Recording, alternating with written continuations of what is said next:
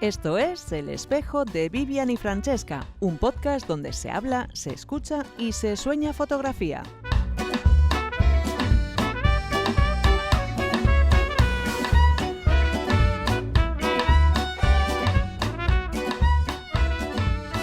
Nuevo episodio del Espejo de Vivian y Francesca con Inma Barrio. Con Leire Chazarra. Y hoy tenemos un invitado muy especial que es Jon Gorospe. Hola, Jon. Hola, bienvenido. Jon. Aupa, ¿cómo estáis? Aupa, desde Oslo. Desde Oslo. Sí. Vitoria no. Desde el frío de Oslo. El frío de Vitoria no es suficiente y entonces se ha ido hasta Oslo para pillar bien el frío. Un poco más al norte. Un poquito solo, ¿eh? Cuando estaba preparando tu entrevista, Jon estaba mirando, yo suelo mirar, bueno, lo que es lógico, en un poco el perfil de cada uno, y empecé a buscar, metí Jon Gorospe en Google y me salía todo el rato Jon Gorospe, artista, comisario y gestor cultural. Me ha llamado la atención que no me aparecía fotógrafo en ningún sitio. ¿Por qué? Ya. Buena pregunta. Para empezar, no lo sé, no he sido yo el que ha hecho esos types, entonces no lo sé. Sí, pues mira, a colación de esto, el otro día estaba compartiendo unos emails con Erika Stani, porque le estuve ayudando con la documentación de la Expo que hizo en América, y hablábamos esto de, pues eso, si andamos mucho en la fotografía, si estamos un poco entre límites de lo que es la fotografía y tal, y él me decía esa idea de, es que estamos entre dos aguas, que ahí es donde se generan las corrientes, ¿no? Entonces me pareció muy interesante eso. Entonces yo creo que me pasa un poco eso. O sea, tú eres un poco navegador de corrientes, ¿no? Te gusta moverte ahí en el margen, ¿no? De la fotografía y la imagen en general, ¿no? Sí, eso es. Al final la fotografía es una herramienta más. Uso varias y es una más. ¿Y cómo descubres tú la fotografía? ¿Cómo entra la fotografía en tu vida?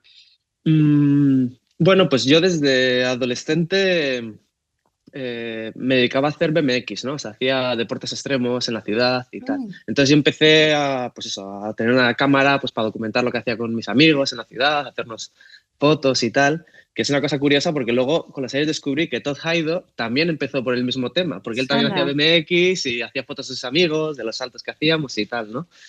Y luego además es curioso que con los años me he dado cuenta que casi toda la práctica que hago tiene que ver con esos orígenes de cómo entender la ciudad desde ese punto de vista más lúdico. Sí, porque aparte eso es lo que dices tú, de entender un poco también de dónde venimos y entendernos dónde estamos y hacia qué punto vamos, ¿no? Porque tu trabajo nos hemos estado documentando, aunque ya conocíamos, pero es que es muy interesante cómo trabajas tú, cómo entiendes tú la arquitectura, ¿no? Y cómo afecta eso al individuo, a la sociedad y un poco pues a todo, ¿no? ¿Tú cómo te planteas la arquitectura? ¿Cómo la ves? Bueno, pues a ver, yo no tengo formación de arquitecto, ¿no? Pero como he dicho, al final yo desde adolescente me he criado, pues eso, utilizando la ciudad, no tanto de ir a un sitio A a B, sino un escenario en el que cosas ocurren y en el que puedes jugar y en el que paseaba, caminaba, andaba con los skaters. Entonces tenía un punto de vista lúdico, ¿no? Como un gran parque en el que había muchísimas posibilidades, ¿no? Entonces esa idea de usuario como una persona que usa este espacio para jugar y este espacio que está entre los bloques y las calles y los espacios en los que nos usamos para movernos de un sitio a otro, pues eso me di cuenta que al final era lo que me interesaba, ¿no? Y poco a poco, pues desde una cosa tan inocente como bajar con los skaters al parque, pues se ha ido dando pues en que ya poco a poco empiezas a estudiar un poco, ¿no? Sobre todas estas teorías de los artistas que usaban la ciudad como un escenario para producir arte y estas cosas, y pues poco a poco me fui metiendo ahí. Es curioso porque yo viendo tu obra en general, me ha hecho reflexionar mucho también sobre en qué se han convertido los espacios urbanos y muchas de las contradicciones que se dan en los espacios urbanos, ¿no? Porque tú hablas en uno de tus trabajos, creo que es Polished Cities, que como ahora lo que está, lo pulido es lo bello, ¿no? Es casi eso que no tiene arrugas, casi no tiene líneas, es todo muy suavecito visualmente, ¿no? Casi parece que si lo tocas tiene que ser casi como una superficie que casi ni resbaladiza. Notes, ¿no? Eso es, aséptico, ¿no? total. Como esas superficies que son visualmente tan planas, parecen inofensivas visualmente, físicamente sí son agresivas, ¿no? Porque a la hora de habitar esos entornos no son superficies que que fomenten la interacción, ¿no? Son un poco... a mí son me recuerda, fríos, no son amables, ¿no? Eso es, son lugares muy de paso. A mí me recuerda, yo estudié sociología y me quedan algunas reminiscencias por ahí de cuando estudié sociología, la teoría de Marc Augé, el antropólogo francés, de los no lugares, ¿no? Que son lugares de tránsito, no son lugares de relación. Y estas ciudades tan estéticas que son tan fotografiables, son ciudades muy poco habitables en ese sentido. Habita la mirada, pero no habita la persona. Me he puesto muy filosófica. Sí. No, pero estás dando con claves muy importantes de ese proyecto. Ese proyecto, bueno, tenía, por un lado, ese interés en cómo se ha desarrollado la estética del siglo XXI, ¿no? Y cuáles son los signos de la belleza. Y ahí es cuando descubrí este ensayo de Byung-Chul Han, que habla de esa idea de cómo lo pulido se ha convertido en el signo de lo bello hoy en día, ¿no? Precisamente porque no genera esas fricciones, ¿no? Y como cada vez nos estamos... bueno, pues adentrando en un tipo de sociedad en la que las interacciones tienen que ser más pulidas y evitamos toda confrontación, pues me empecé a preguntar dónde se daba esto en la arquitectura, ¿no? Y en nuestras ciudades. Y llegué a la conclusión que sobre todo este tipo de edificios y este tipo de centros neurálgicos se dan en espacios en los que la arquitectura está desarrollada para el poder. Cuando digo para el poder económico, el poder institucional... incluso templos nuevos hoy en día. Entonces me interesaba mucho esta idea de cómo la arquitectura del poder utiliza ciertas estéticas precisamente para, como bien has anotado, crear espacios de paso, pero no habitables, ¿no? Y al final tiene mucho que ver con eso, ¿no? Con lugares en los que tú vas al trabajo, sales del trabajo, pero no son acogedores o no están hechos ni para ser habitados y al mismo tiempo son muy fáciles de monitorizar, ¿no? Porque al final destacas más. Luego también creo que es interesante, ¿no? Que son espacios que al final hace que todas las ciudades parezcan prácticamente las mismas, ¿no? Vas por la Gran Vía de Barcelona, vas por la de Madrid, vas por Oslo, vas por Estocolmo y al final te da la sensación de que estás más o menos habitando el mismo espacio, ¿no? Bueno, habitando. Lo que se dice habitar, transitando. Vamos a hablar como tenemos que hablar. Y es eso, ¿no? Que al final se extraen determinados elementos que se reconocen en distintos sitios, los descontextualizamos y cierras los ojos y estás o en un sitio o estás en otro, ¿no? Y al final ese asepticismo, de una manera muy rara, hace que te sientes como arropado, ¿no? Dentro de esa despersonalización del espacio, te reconoces en cualquier otro sitio. Eso también es curioso. Por ejemplo, ¿qué pasa con las tiendas de Zara, ¿no? Que son iguales en todas partes? Tú estás en un Zara en Helsinki y puedes pensar ahí dentro que estás lo mismo, ¿no? Eso es. Sí, eso tiene mucho que ver con esta idea de la homogenización, que me interesa mucho, ¿no? Y esto es un tema que, yo recuerdo que Pasolini solía sacar, ¿no? Y Pasolini él tenía esta idea, ¿no? De cómo el fascismo en Italia intentaba homogeneizar la arquitectura de las ciudades y fracasó en ello.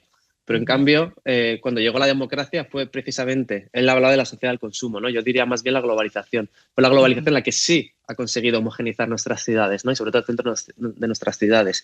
Y eso tiene mucho que ver con una pregunta que saltó cuando yo trabajo con estos temas, que es esa idea de cómo la arquitectura contemporánea habla mucho del tiempo en el que vivimos, pero no del espacio en el que vivimos, ¿no?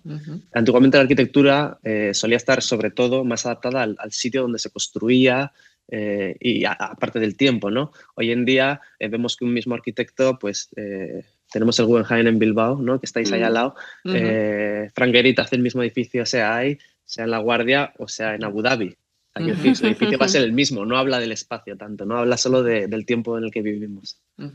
Sí, es lo mismo. Yo estaba pensando también, por ejemplo, en Santiago Calatrava, ¿no? Que es un poco también son formas y estilos muy reconocibles que casi no importa dónde estén. Ahí parece que lo importante es distinguir al autor, da igual que estemos en Japón o que estemos en Andalucía, ¿no? Por ejemplo.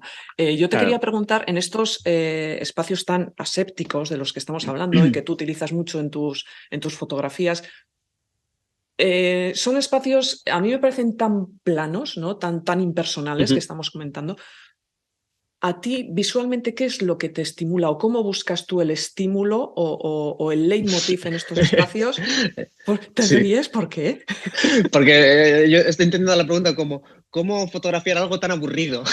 No, yo no he querido decir, he dicho, a ver cómo acaba esto. No, digo, es que me parece tiene un poco eso. porque, no, pero es que me parece, qué puñetero, me parece súper interesante porque muchas veces hemos dicho que una de las cosas de la fotografía es saber buscar eso especial en lugares en los que habitualmente no hay nada especial, ¿no? Normalmente hablamos de nuestro entorno porque son lugares que, aunque no sean tan planos, son lugares que vemos todos los días y al final pierden toda esa cosa atractiva, ¿no? Entonces, yo creo que eso mismo se puede aplicar a los edificios o las superficies o los espacios que tú fotografías, que son impersonales, no por ser habituales que tú los ves todos los días, sino porque nacen para ser impersonales. Entonces, eso, a la mirada fotográfica ahí, ¿cómo se la estimula? Bueno, pues yo creo que se la estimula desde las ideas en ese aspecto, ¿no? Porque al final yo me pongo a pensar, lo primero que hago es empiezo a fotografiar, cuando tengo ciertas ideas, empiezo a fotografiar puramente como un registro, ¿no? Voy haciendo un archivo y entonces ahí empiezo a detectar patrones, ¿no? Entonces en esos patrones es cuando empiezo a encontrar cosas que me interesan porque pienso que hablan de lo que quiero decir, ¿no? Entonces hablamos de las retículas, por ejemplo, de las composiciones modulares, de los ángulos o de las superficies que están cubiertas con el metal, ¿no? Que no dejan ver la estructura del edificio, sino que tiene una segunda piel, ¿no? Que este trabajo habla mucho de eso, ¿no? De esa nueva piel de la ciudad. Entonces, al final acabo fotografiando cosas que a priori no son interesantes fotográficamente, pero precisamente porque he descubierto con anterioridad que había unos patrones que sí me interesaban desde la estructura conceptual del trabajo, ¿no? También es curioso cómo hablas del trabajo, al haber esa conceptualización detrás de esa búsqueda de la imagen. Eso es un ejercicio muy racional, ¿no? Pero luego sí que es verdad que muchas de tus imágenes en general parecen abstracciones, es decir, que te llevan más a una libertad de interpretación, casi algunas incluso a la emoción pura que no sabes explicar con palabras. Y a mí me parece súper interesante ese juego de partir de una idea muy racional, muy pensada, muy conceptual, muy buscada, y a veces que esa idea, no siempre, pero que muchas veces dé lugar a imágenes que son imágenes que buscan más cosas que son menos racionales, ¿no? menos físicas, ¿no? Sí, al final yo pienso y es en lo que ando buscando, ¿no? En cómo cuando elimino al fotógrafo de la imagen, ¿no? Son imágenes que podían estar hechas por mí o por cualquiera, ¿no? O sea, intento fotografiar muy en tercera persona, ¿no? Como se dice. Pero al mismo tiempo, como la propia forma, pues yo creo que desde luego la forma se puede utilizar para una búsqueda emocional, para una búsqueda espiritual, porque al final tenemos muchas conexiones culturales que hace que esto nos enlace a ellas, ¿no? Entonces, ahí está el acicate, por así decirlo, ¿no? Cómo crear algo tan aséptico, eso es, que no tiene un autor detrás, casi, ¿no? La imagen en sí, porque fotografío como quien fotografía una mesa del IKEA, ¿no? Con la misma emoción. Pero al mismo tiempo, cómo hacer que esa forma te mueva algo, ¿no? Es interesante cuando hablas de lo de los patrones, ¿no? Porque yo me acuerdo, bueno, ya hace unos años estuve en un taller con John en Eibar, y creo que ha sido de los talleres en los que más información condensada he tenido en un día, en un sábado intensísimo. Bueno, de hecho te voy a enseñar, para que veas. Bueno, quiere decir, ella antes me ha traducido a mí, te voy a traducir yo. Quiere decir que le pusiste la cabeza así. Nah, que va, Como un bombo, no, puede ser. No. Mis apuntes de aquel día, pasados a limpios y demás. Y aprendí un montón, ¿no? Porque ahora que estabas hablando de desde qué punto se plantea uno el trabajo, ¿no? Si en primera persona, si en segunda o en tercera, qué posición toma el fotógrafo y luego que repites patrones, o sea, todo lo que estabas diciendo, digo, es que fue tan... Lo digo por si alguna vez vuelves a dar algún taller, invito a la gente a que le escuche a John, porque es muy interesante, ¿no? Y cuando dices de lo de repetir los patrones, en una exposición que hiciste, partiendo de la idea de esos viajes fotográficos, ¿no? Que se empezaron a hacer en Francia, que se hacían para documentar los sitios, los espacios, las ciudades y acercarlos a la gente, ¿no? Perdón. Tú estableces esa exposición como pequeñitos fragmentos, ¿no? Generas como un mosaico de los espacios en los que tú has fotografiado, y luego después me parece interesante cómo ese patrón de mosaico colocado en pared, para hacernos una idea, cómo también esa idea de se empezó a fotografiar en Francia a principios de siglo, partes, el mosaico lo utilizas como un sistema visual para atraer al visitante y en realidad lo que quieres también es hacer una comparación con el píxel traído a hoy, ¿no? Porque tú también te hablas, o sea, dices de ti mismo que tú eres un artista contemporáneo, entonces tienes que utilizar un lenguaje contemporáneo, ¿no? Y me parece que ese camino que has recorrido para llegar a eso del píxel, ¿no? Y explicarte tú y explicar de dónde viene todo y explicar las arquitecturas, me parece muy, muy interesante. ¿Eso cómo lo vistes tú puesto en pared? O sea, ¿en qué momento llegas a plantearte esa idea así? Pues al final, como yo trabajo con espacios, las cosas que registro, documento o las imágenes que me invento en otras ocasiones, tienen mucho que ver con el espacio. Entonces, para mí le doy mucha importancia en cuando lo muestro, cómo esto ocupa un espacio y cómo la imagen se performatiza en ese espacio, ¿no? Y cómo interactúa con las personas. Entonces, esto hay como varias capas, ¿no? Pero una de las capas es eso, en cómo utilizo el espacio para disponer las imágenes y al mismo tiempo cómo toda instalación o trabajo en el propio corazón del trabajo habla de lo que es la fotografía hoy, ¿no? Esto es una cosa que me interesa. Como bien dices, porque al final lo que a mí me sirve es que si yo pienso que, bueno, soy un artista contemporáneo, me interesa trabajar con temas contemporáneos y con tecnologías contemporáneas, ¿no? Porque de alguna manera creo que me enmarca en una generación concreta, ¿no? Y eso es algo que a mí, por ejemplo, me motiva, ¿no? O sea, luego también me encanta, vamos, fotografiar con analogía, que es, bueno, con trabajos con cámaras analógicas, perdón, que me cuesta hablar castellano a veces y todo, perdona. Don't worry. Sí. Eso es lo que te voy a decir. Con cámaras analógicas y tal, pero bueno, siento que no es el lenguaje de mi generación, aunque hay muchos fotógrafos incluso más jóvenes que yo. A veces tengo estudiantes de 20 años que se me hace hasta chocante, ¿no? Que están ahí súper metidos en la fotografía analógica y para mí es como, si esto casi ni lo habéis vivido, ¿no? O sea, casi no tenéis ni un enlace pues eso, en vuestros recuerdos, ¿no? Sí. En cambio, pues yo tomé esa idea, ¿no? De cómo, bueno, pues cada trabajo, aparte de hablar de un tema concreto, que hable del propio estado de la tecnología, ¿no? Entonces, esta idea del píxel en este trabajo que concretas, pues tenía mucho sentido. Me parecía que estaba hablando del momento en el que se enmarca. Yo retomando un poco una idea que has soltado antes, eso de que parezca un poco como que tú desapareces un poco, ¿no? Bueno, bastante como autor en tus fotografías. A mí me ha traído un poco a la memoria un autor que tú me recomendaste un fotolibro de él, que es Lewis Baltz, y un fotolibro además que me encanta. Lewis Baltz hace un tipo de fotografía que está dentro de la nueva topografía, bueno, que es lo que hacen estos fotógrafos. Lo voy a hacer muy cortito para que la gente se haga una idea, para que el que no sepa. Son fotógrafos como Robert Adams o incluso Stephen Shore, reinventan un poco lo que es el paisaje, ¿no? Dan mucha información visual, pero ellos se ocultan como autores y la alejan de la belleza, la emoción, y quieren casi... reducen la fotografía a un mero documento, ¿no? Y ese es su lenguaje y esa es su forma de expresarse.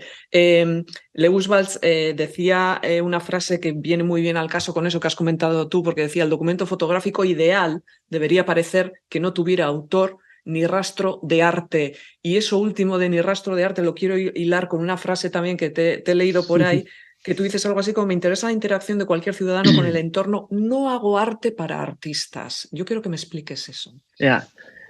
Bueno, lo primero, cuando comentas de Lewis Baltz, para mí es una gran referencia, ¿no? Como has comentado, y mucha gran parte de la forma en la que él trabaja tiene que ver también con el contexto histórico en el que él estaba, ¿no? En los años 70.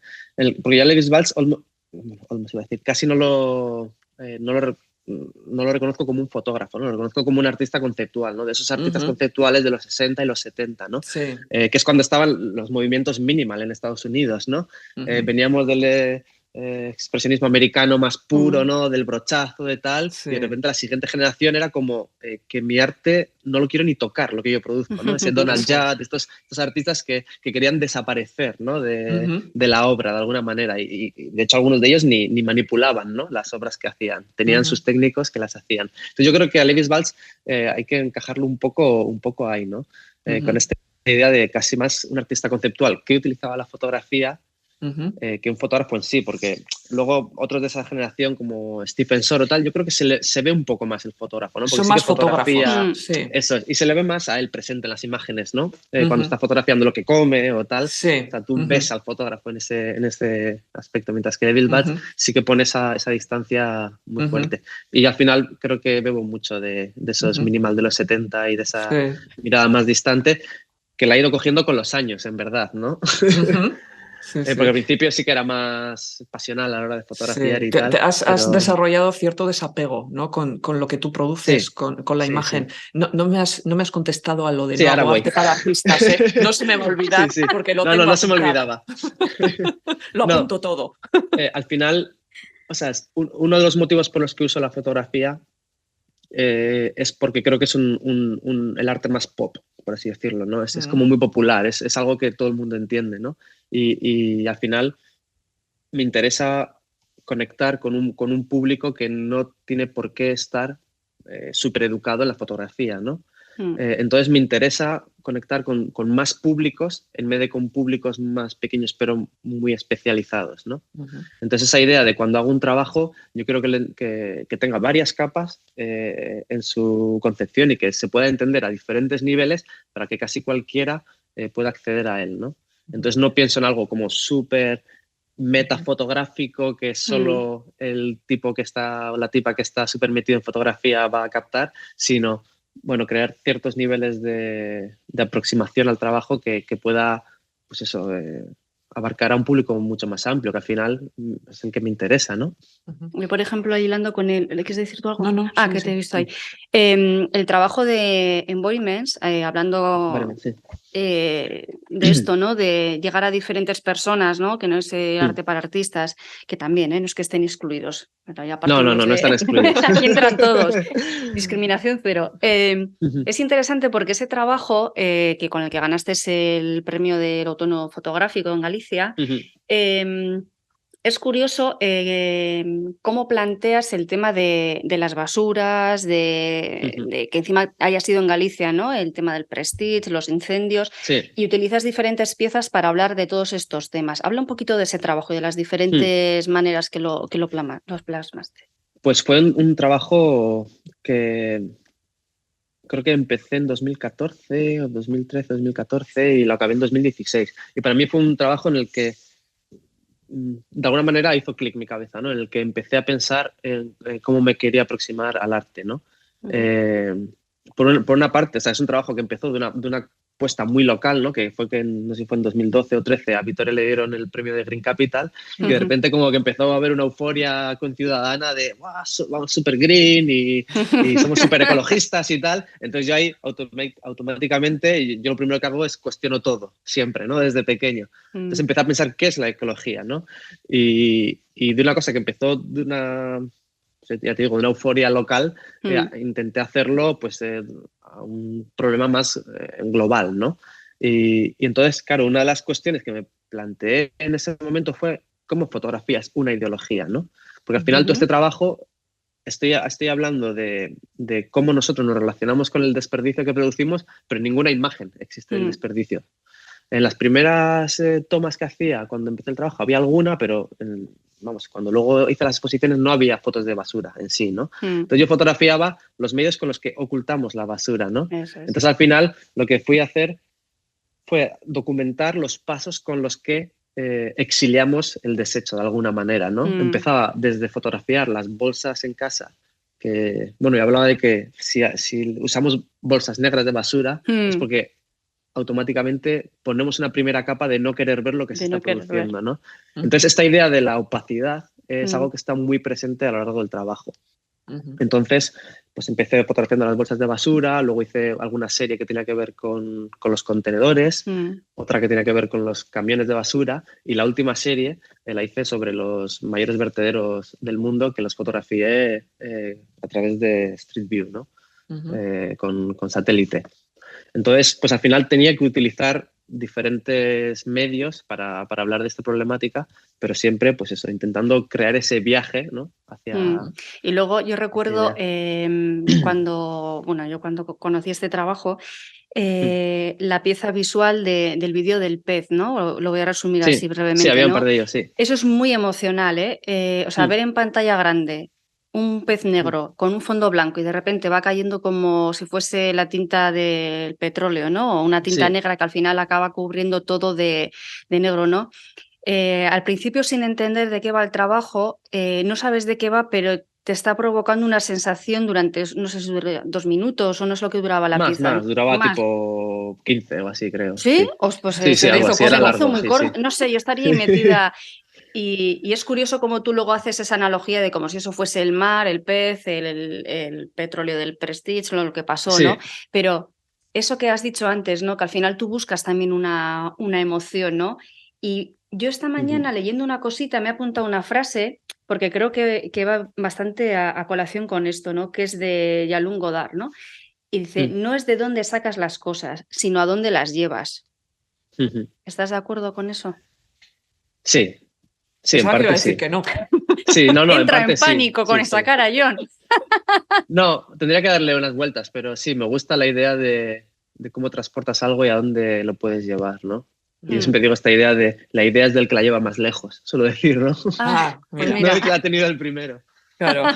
¿Quién la desarrolla más? ¿Quién la lleva hasta sus límites? ¿Y quién la puede estirar como un chicle? Para mí creo que ese es el dueño de la idea, casi. Qué bueno. Otro trabajo interesante tuyo es de Spot, ¿no? Que haces un poco referencia a cómo la publicidad, las pantallas publicitarias invaden el espacio público urbano. Y yo viendo un poco ese trabajo, también me llama la atención un poco la postura que veo en ti, ¿no? Al final estás denunciando de alguna manera la agresión que supone la invasión de esas pantallas hacia el ciudadano que camina, ¿no? Por los espacios urbanos, y tú utilizas también una pantalla o una cámara y una imagen para mostrar eso, ¿no? Estás usando un poco, estás haciendo una réplica desde el mismo mundo, ¿no? De la imagen y del artefacto que crea la imagen o que soporta la imagen, ¿no?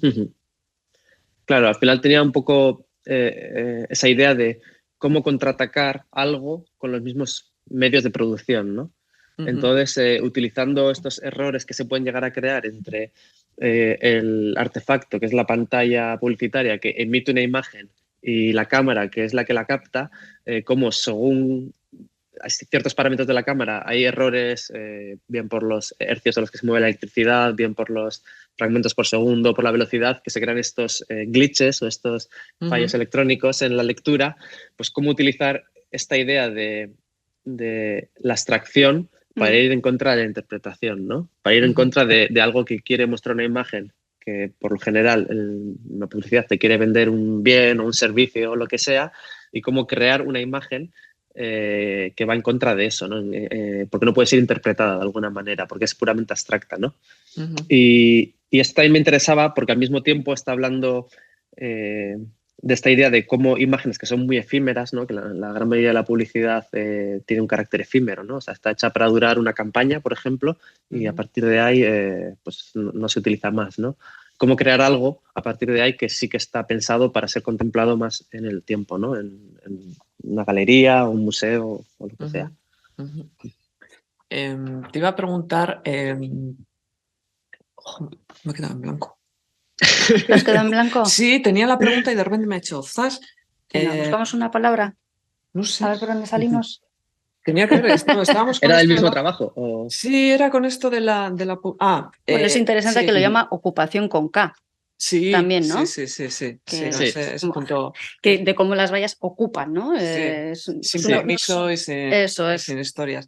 Quería decir, tú cómo usas esta imagen, por ejemplo, también me parece interesante la contraposición entre la imagen publicitaria, que es una imagen muy nítida, muy clara y muy directa, y tú cómo al final combates eso con imágenes que la mayoría, por lo menos las que he visto yo, son puras abstracciones, ¿no? Sí, un poco bueno, como las dos que tengo ahí. Eso es. Esas son Muchas del mismo veces trabajo. te quería preguntar además, ya he recuperado la pregunta, mira. No, además viendo esa imagen, porque a mí personalmente me pasa, yo veo esa imagen que tienes tú de fondo, la gente que nos vea en YouTube verán cuál es la imagen, me lleva mucho al tema de la inteligencia artificial. No sé cómo ves tú la irrupción de las inteligencias artificiales que crean a veces imágenes muy parecidas a esas, ¿no? Que son también imágenes que que una de sus características es que están totalmente desprovistas de la autoría, ¿no? ¿Tú contemplas ese tipo de recurso como algo también a utilizar de una manera artística y creativa o prefieres distanciarte tú un poco de eso, aunque a veces tus imágenes puedan recordar a ese tipo de producción? No, bienvenido sea. O sea, todo lo que no suma resta, ¿no? Sí. O sea, ahora todavía no lo estoy utilizando, pero llegará, estoy seguro. Al igual que he utilizado Street View o Baidu en China o Google Earth Hombre, claro, es que o para imágenes de archivo. fotografiar países como Singapur y demás que has hecho, claro, si tienes que pensar en cómo costeártelo, pues bueno, pues bienvenido sea el Street View, la Todo lo que IA, sea, la eso es. postfotografía, el todo, ¿no? Sí. Claro, al final yo trabajo con imágenes, entonces esta idea de que haya un recurso más, pues estupendo. Hace poco Gonzalo Golpe organizó unas ponencias y fue uno de los invitados, ¿no? A través de Zoom, en el que hablábamos un poco sobre la inteligencia artificial y yo hacía este paralelismo de cómo, por ejemplo, la propia fotografía irrumpió con la pintura e hizo que la pintura se volviera abstracta porque se tuvo que empezar a mirar a sí misma porque ya no era tan eficaz a la hora de representar el mundo, y cómo esa crisis de la representación que se creó por culpa de la fotografía, pues ahora nos toca sufrirla a nosotros. Y Claro, no pasa nada, claro. no pasa nada. Pues nos miraremos a nosotros mismos también o nos llevará a otros caminos. Claro, Y eso hay es que como darle bienvenida. Además, esos son diferentes lenguajes que tenemos que buscar cómo adaptarnos a nosotros, ¿no? Y cómo hacerlos llegar a la gente. Es como, salvando un poco las distancias, pero es como el nuevo documentalismo de hoy en día, ¿no? Que hay gente que le cuesta romper con esa idea de cómo hemos visto hasta ahora ese documentalismo contado a través de pues, trabajos como los de García Rodero, Cristina García Rodero, Claro. o así, ¿no? Entonces, de repente llegas a Cristina de Middel con Afronautas, por ejemplo, y dices, ¿pero esto en qué momento no? Entonces, yo creo que es interesante lo que hablábamos antes, ¿no? El buscar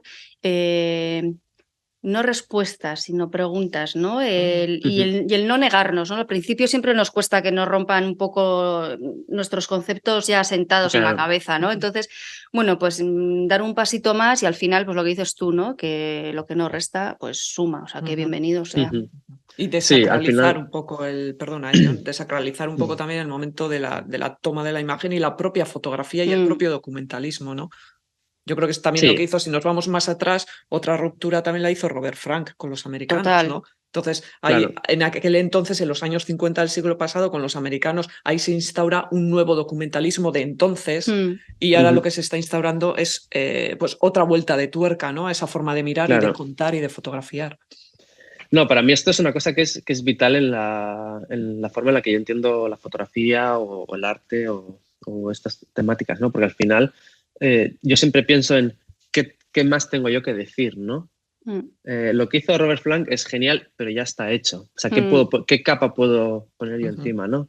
Creo que era Ferlosio, ¿no? No recuerdo quién era el crítico, que hablaba con esa idea de viajar a los hombros de los gigantes para ver mejor y ver más lejos, ¿no? Yo los tengo muy presentes a todos mis saitas y a todos mis amas del arte, pero no es simplemente coger un testigo y llevarlo, es qué hago con ese testigo, ¿no? Cómo se modifica ese testigo para que lo coja el siguiente y a partir de ahí pueda producir algo nuevo, ¿no? Pues para mí tiene mucho que ver con eso. Hay cosas que obviamente es importante volver a repetirlas a lo largo de la historia porque merecen ser dichas y luego hay otras que, bueno, pues merecen ser actualizadas simplemente, o otras cosas que hay que meterse en un camino que no sé dónde te va a llevar porque puede dar algo nuevo. Y mirarlas también siempre en su contexto, ¿no? Porque yo también suelo decir siempre, no puedes mirar los americanos de Robert Frank con los ojos de 2023. O sea, tienes que entender lo Claro. que supuso aquello en aquel contexto muy concreto. Igual que lo de hoy en día, cuando lo miren dentro de 50 años, pues también tendrán que mirar el contexto en el que se produjo ese trabajo. Yo quería cambiar un poco de tercio y preguntarte también por cómo llevas tú también haces trabajos de comisariado, ese desdoblamiento artista, comisario, ¿qué es lo que te da el comisariado que no te da tu labor de artista o de fotógrafo? A ver, no me dedico, o sea, no soy un comisario per se, o sea, no soy un comisario entero, a por así ratos. decirlo, ¿no? Eso, soy comisario a ratos, eso es.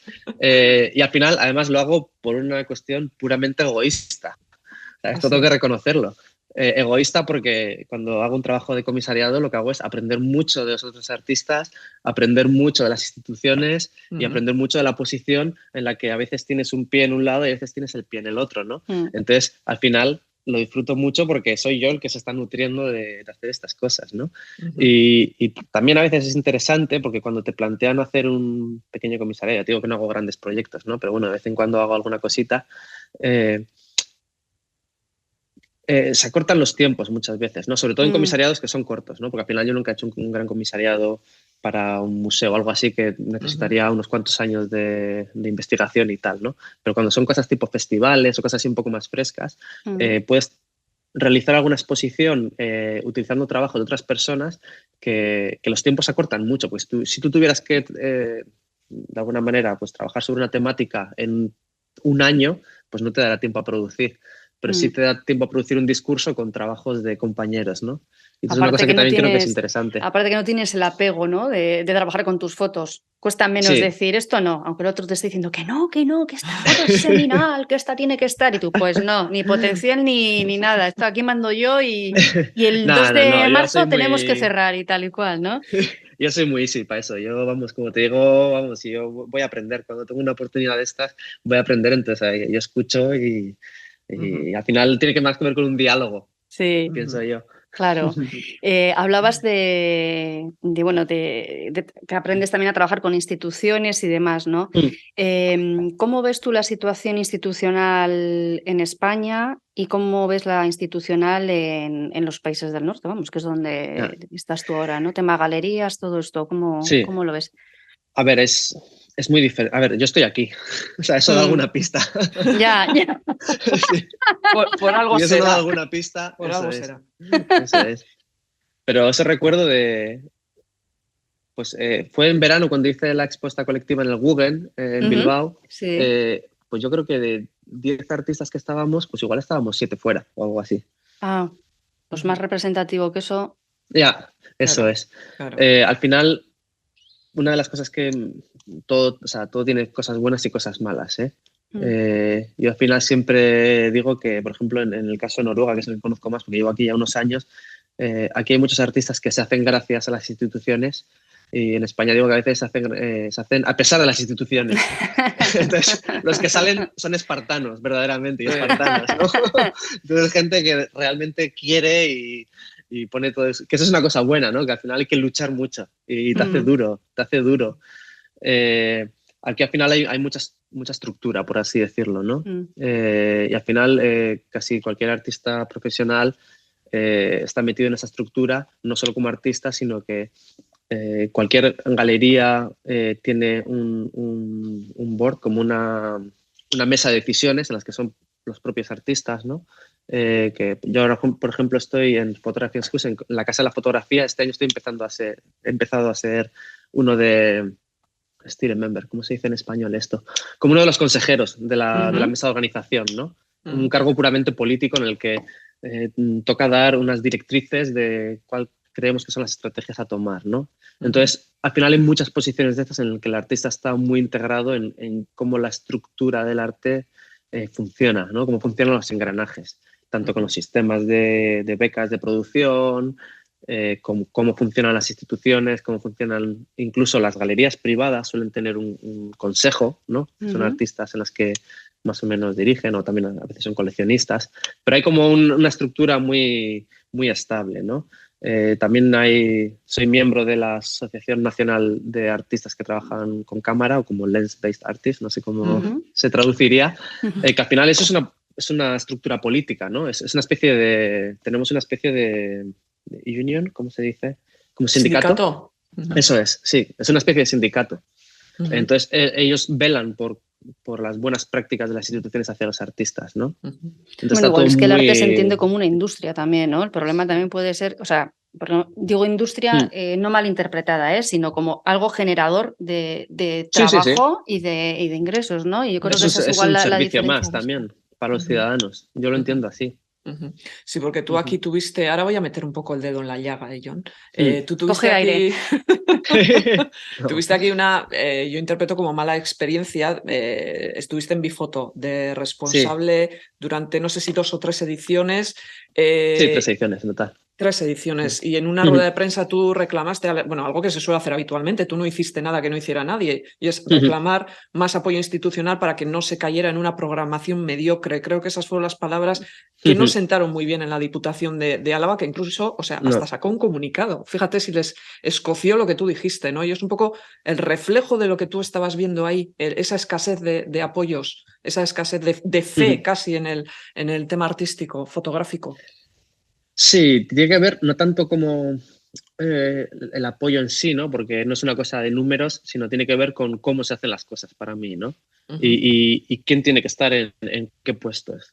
A mí no me gusta que una persona que nunca ha tenido interés en la cultura o que jamás tiene una relación con la cultura, de repente esté en un puesto político importante tomando decisiones sobre la cultura de la ciudad de la que vengo, ¿no? Y de la que me he esforzado tanto, porque además llevo participando en la escena cultural. En el caso de Vitoria estuve muchos años, ¿no? En organizaciones, haciendo cosas, talleres, desde la Sociedad de Álava, programando cosas. Entonces, cuando llevas 1000 años haciendo cosas y viene alguien como un paracaidista que aterriza, no sabe dónde ha llegado, se pone a mover las cosas sin ton ni son, es como para decirle, muchacho, respeta un poco que aquí hay gente dando el callo de muchos años, que estamos haciendo vuestro trabajo, el que deberíais estar haciendo vosotros, lo estamos haciendo nosotros, pero los soldazos están de vuestro lado y además nos estáis, pues eso, deshaciendo lo que hacemos o incluso perjudicando, ¿no?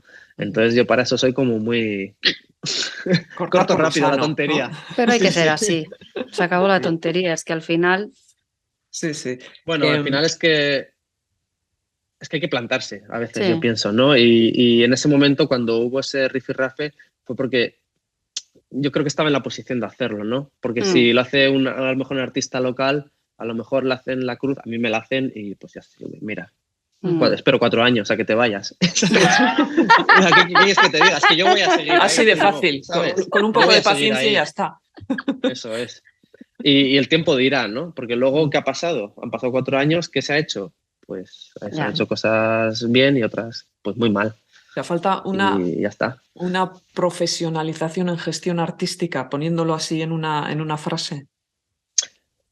Es que yo creo que hay grandes profesionales en el mundo de la cultura. Lo que pasa es que no tienen las oportunidades porque falta la estructura. Para mí es un problema estructural. Estructural de cómo funcionan los andamios de la industria de la cultura. Hombre, yo creo que, aparte que ese sí que es el problema principal, ¿no? Un tema estructural, pero el ponerse a veces las orejas de escuchar, porque al final igual coincide que hay alguien que se pone en ese puesto de trabajo, hombre, no va a ser igual que un gestor cultural que venga ya aprendido, ¿no? O rodado.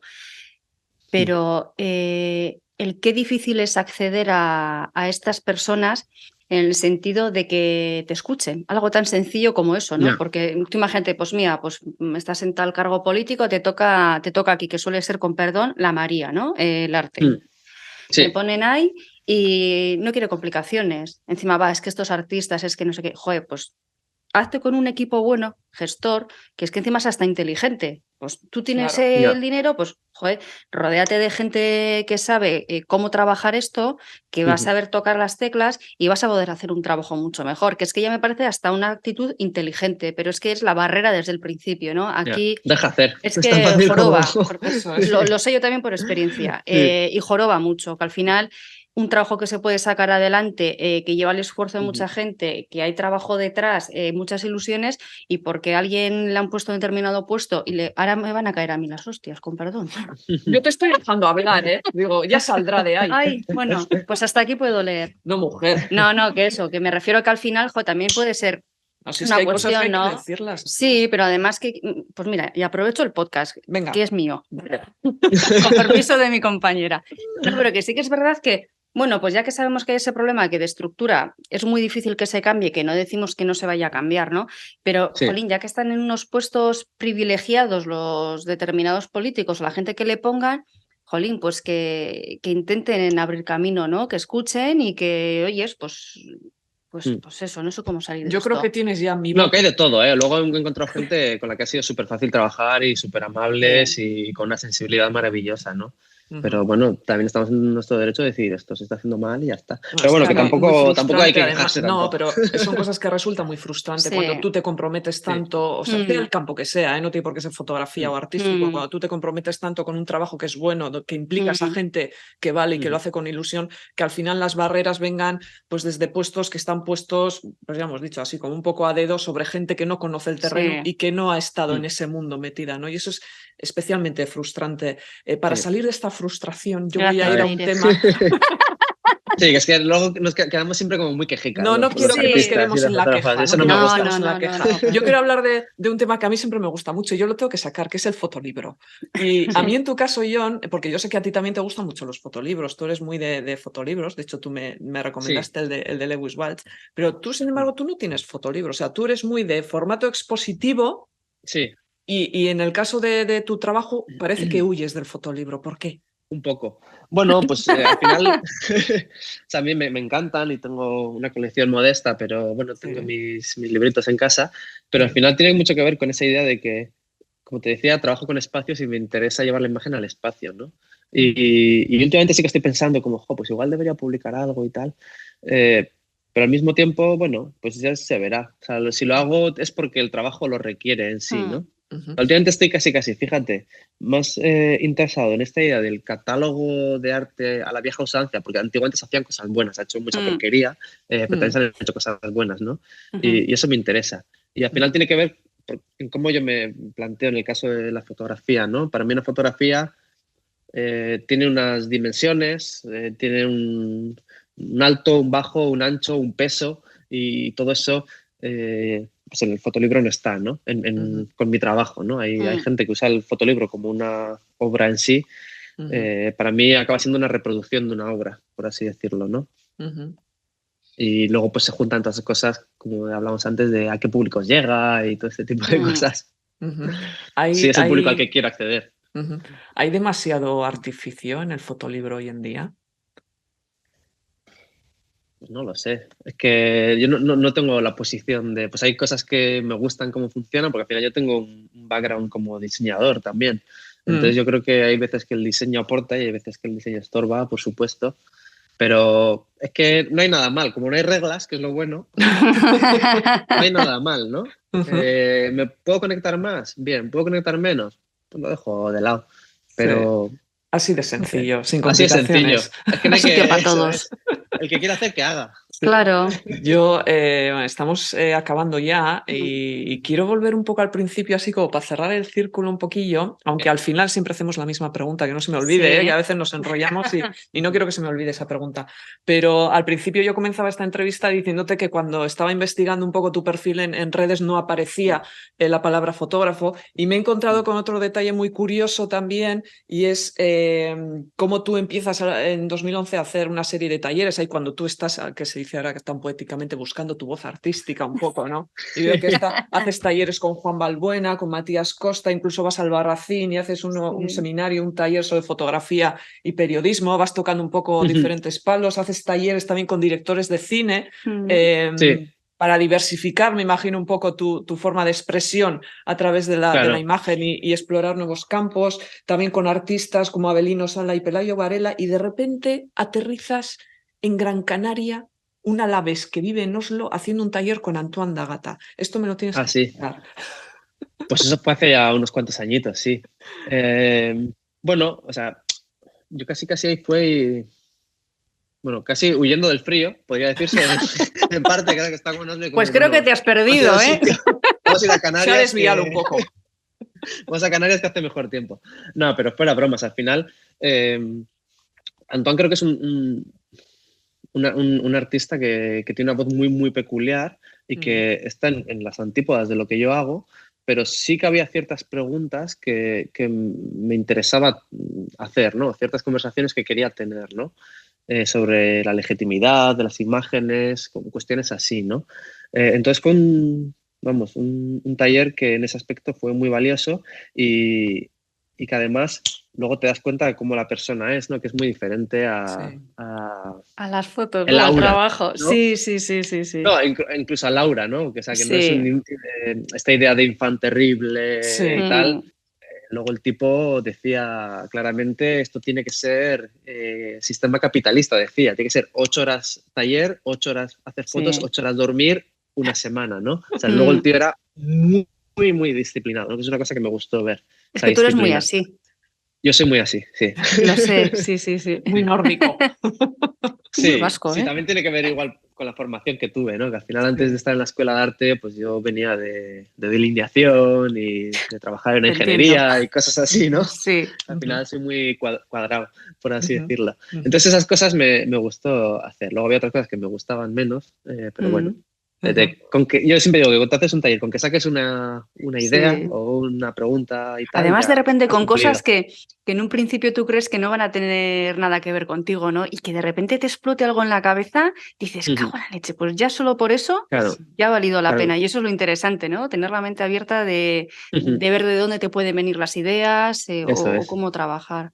Eso es. Y al final yo he intentado eso, he intentado diversificar mucho ¿no? En lo que ha tenido que ser con mi formación, ¿no? Lo que decías tú, muchos con directores de cine, con artistas plásticos, bueno. Y ahora va la pregunta con la que solemos cerrar las entrevistas. Tú, puedes ponerte muy conceptual o muy poético o lo que quieras, pero la pregunta es bien sencilla. A ti, a Jon Gorospe, ¿qué le ha aportado la fotografía? Madre mía, qué Pues silencio. sí, Pensando. era una pausa dramática. Muy de cine. ¿Qué me ha aportado? Bueno, pues una manera, al final es una manera de estar en el mundo, ¿no? Y de ver las cosas desde un punto de vista, ¿no? Y al final es una herramienta comunicativa más. Y para mí tiene que ver con eso, con no un lenguaje, pero una manera de comunicar. Eso es lo que me ha aportado, una manera de hablar. Y sobre todo que derriba bastantes fronteras que puedan ser lingüísticas o de otras índoles. ¿Es un lenguaje? ¿Es un lenguaje la Sí. fotografía? Porque hay gente que dice que no es un lenguaje o que no lo tiene tan claro. A ver, yo creo que no, y si lo es muy limitado, desde luego. Que es gran parte del poder que tiene la fotografía, ¿no? O gran parte del juego viene de lo limitada que es, ¿no? Parte de lo divertido. Pues, claro que sí, divertido siempre. Pues con esta idea para la reflexión, yo creo que podemos ya ir cerrando esta entrevista. Jon Gorospe, muchísimas gracias. Muchas gracias. Qué ricasco. Se os ha hecho corto. Sí, ha sido una gozada estar hablando contigo, sobre todo porque son cosas que hasta ahora no, es un estilo además de fotografía que hasta ahora no habíamos tocado y nos apetecía mucho hablar contigo. Así que muchísimas gracias por haber venido al Espejo de Vivian y Francesca. Es que encantado de conversar con vosotros, cuando queráis. Muy bien, es que ricasco. Venga, agur.